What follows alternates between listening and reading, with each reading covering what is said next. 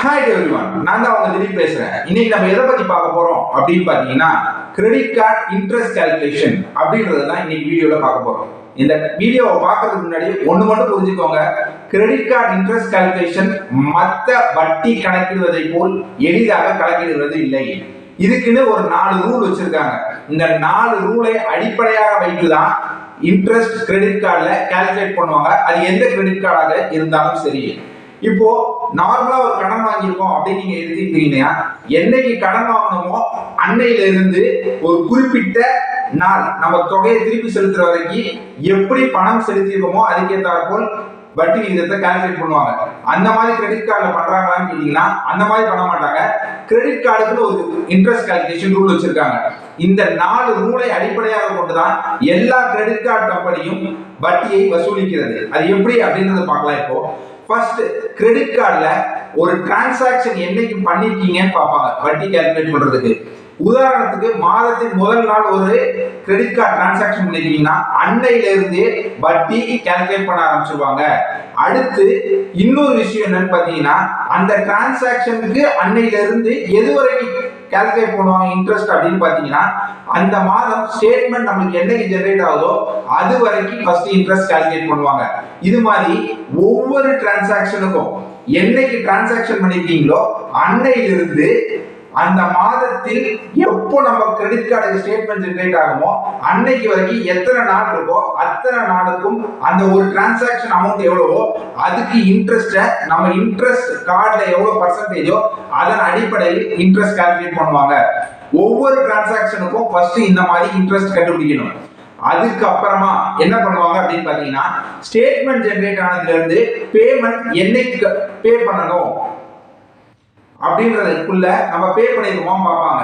ஏதாவது ஒரு தொகையை நம்ம செலுத்தி இருக்கோம் அதுக்குள்ளேயே அப்படின்னும் போது அது என்ன தொகையோ அந்த தொகை என்னைக்கு கட்டியிருக்கோமோ அது வரைக்கும் இந்த மொத்த தொகை இருக்குல்ல நம்ம ஸ்டேட் பண்ற மொத்த அவுட்ஸ்டாண்டிங்க்கு அந்த அமௌண்ட்ல இருந்து முதல் பேமெண்ட் என்னைக்கு கிரெடிட் கார்டுக்கு நம்ம பே பண்ணிருக்கோம் அந்த தேதி வரைக்கும் எவ்வளவு அமௌண்ட் அவுட்ஸ்டாண்டிங் இருக்கோ அந்த டோட்டல் அமௌண்ட் அவுட்ஸ்டாண்டிங்க்கும் ஃபர்ஸ்ட் இன்ட்ரெஸ்ட் கால்குலேட் பண்ணி எடுத்துருவாங்க. அடுத்து நம்ம ஒரு பணம் செலுத்திருப்போம், அந்த செலுத்திய பணத்தை டோட்டல் அமௌண்ட் அவுட்ஸ்டாண்டிங்ல இருந்து கழிச்சிருவாங்க. கழிச்சிட்டா மீதி வர்ற தொகைக்கு என்னைக்கு நம்ம பேமெண்ட் பண்ணிருக்கோமோ அன்னையிலிருந்து அடுத்த மாசம் திருப்பி ஸ்டேட்மெண்ட் ஜெனரேட் ஆகுதுல்ல அது என்னைக்கு வரைக்கும் இருக்கோ அன்னைக்கு வரைக்கும் மீதம் இருக்கும் தொகைக்கு இன்ட்ரெஸ்ட் கால்குலேட் பண்ணுவாங்க. இதுதான் ஃபர்ஸ்ட் வாங்கின நம்ம கிரெடிட் கார்டு பொருளுக்கு வட்டியை கால்குலேட் பண்ணுவாங்க. ஒரு பொருள் நான் 1ஆம் தேதி வாங்கியிருக்கேன் இந்த மாசத்தின் ஆரம்பத்துல அதுக்கு 20ஆம் தேதி ஸ்டேட்மெண்ட் ஜெனரேட் ஆயிருக்கு உதாரணத்துக்கு அப்படின்னும் போது 1லிருந்து 20 வரை முதல்ல இன்ட்ரெஸ்ட் கால்குலேட் பண்ணிடுவாங்க. அப்புறம் 20ல இருந்து திருப்பி என்னைக்கு நான் பேமெண்ட் பண்ணிருக்கேன், உதாரணத்துக்கு 25ஆம் தேதி ஒரு பேமெண்ட் பண்ணிருக்கேன் அப்படின்னா அந்த 25ஆம் தேதி வரைக்கும் மொத்த தொகை எவ்வளவு அவுட்ஸ்டாண்டிங் இருந்தோ அந்த 5 நாளுக்கு எவ்வளவோ அதை ஃபர்ஸ்ட் கால்குலேட் பண்ணி எடுத்துருவாங்க. திருப்பியும் இந்த முதல்ல டிரான்சாக்ஷனை கால்குலேட் பண்ணுவாங்க. அடுத்து பேமெண்ட் என்னைக்கு பண்றோம் அப்படின்றத பார்த்து அது வரைக்கும் கால்குலேட் பண்ணி எடுத்துருவாங்க. அதுக்கப்புறம் இந்த 25ஆம் தேதியில இருந்து மீதம் ஒரு தொகைக்கு அடுத்த மாசம் எனக்கு எப்போ ஸ்டேட்மெண்ட் ஜெனரேட் ஆகுதோ அடுத்த மாசம் 20ஆம் தேதி வரைக்கும் ஒரு இன்ட்ரெஸ்ட கால்குலேட் பண்ணி அதை தனியா எடுத்து வச்சிருவாங்க. அதுக்கப்புறமா இன்ட்ரெஸ்ட் ஃப்ரீ கிரெடிட் பீரியட் அப்படின்னு சொல்லி நம்மளுக்கு 50 நாள் கொடுத்துருப்பாங்க. எல்லாரும் செய்யற தவறு என்னன்னா அந்த இன்ட்ரெஸ்ட் ஃப்ரீ கிரெடிட் பீரியட் நமக்கு கொடுப்பாங்கன்னு நினைப்பாங்க. திருப்பி அடுத்த மாசம் இன்ட்ரெஸ்ட் ஃப்ரீ கிரெடிட் பீரியட் கிடையாது. நீங்க அடுத்த மாசம் கிரெடிட் கார்டுல பொருள் வாங்கினீங்கன்னா வாங்குற ஒவ்வொரு டிரான்சாக்ஷனுக்கும் உங்களுக்கு இன்ட்ரெஸ்ட் சார்ஜ் ஆகும். அதே மாதிரி இந்த பழைய டிரான்சாக்ஷனுக்கும் இன்ட்ரெஸ்ட் சார்ஜ் ஆகிட்டு இருக்கும். இப்ப புதுசா நீங்க டிரான்சாக்ஷன் பண்றீங்க, உதாரணத்துக்கு ஒரு 5ஆம் தேதி ஒரு டிரான்சாக்ஷன் பண்ணி ஒரு பொருள் வாங்குறீங்க அப்படின்னா அந்த பொருளுக்கும் அன்னையிலிருந்து திருப்பி ஸ்டேட்மெண்ட் என்னைக்கு ஜெனரேட் ஆகுதோ அன்னைக்கு வரைக்கும் இன்ட்ரெஸ்ட் கால்குலேட் பண்ணுவாங்க. இதுதான் இன்ட்ரெஸ்ட் கால்குலேட் பண்றதுக்கு இருக்கக்கூடிய 4 ரூல். இந்த 4 ரூலை அடிப்படையாக கொண்டுதான் இந்த இன்ட்ரெஸ்ட் கால்குலேஷன் கிரெடிட் கார்டுக்கு செயல்படுது. இதை வைத்து வரக்கூடிய தொகையை தான் உங்களுக்கு இன்ட்ரெஸ்ட் அமௌண்ட் அப்படின்னு சொல்லி உங்களுக்கு சார்ஜ் பண்ணிருப்பாங்க. சாதாரணமா பாத்தீங்கன்னா ரொம்ப ஈஸி தான். என்னைக்கு பொருள் வாங்கிருக்கீங்க அதுல இருந்து ஸ்டேட்மெண்ட் ஜெனரேஷன் டேட் வரைக்கும் ஃபர்ஸ்ட் இன்ட்ரெஸ்ட் கால்குலேஷன். ரெண்டாவது என்னைக்கு ஸ்டேட்மெண்ட் ஜெனரேட் ஆயிருக்கு முதல் பேமெண்ட் என்னைக்கு வந்திருக்கு அது வரைக்கும் இருக்கக்கூடிய தொகைக்கு இன்ட்ரெஸ்ட் கால்குலேட் பண்ணிடுவாங்க.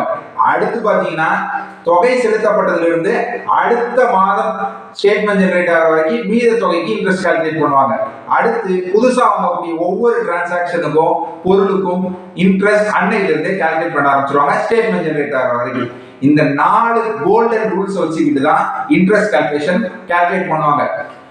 சாதாரணமா இன்ட்ரெஸ்ட் கால்குலேஷன் நம்ம எப்படி நினைச்சிட்டு இருப்போம் அப்படின்னு பாத்தீங்கன்னா, ஒரு பொருள் வாங்கியிருக்கோம், இந்த தொகைக்கு நம்ம ஸ்டேட்மெண்ட் ஜெனரேட் ஆனதுக்கு அப்புறமா தான் இன்ட்ரெஸ்ட் கால்குலேட் பண்ணுவாங்க அப்படின்னு நம்ம நினைப்போம். அந்த மாதிரி கால்குலேட் பண்றது இல்லை.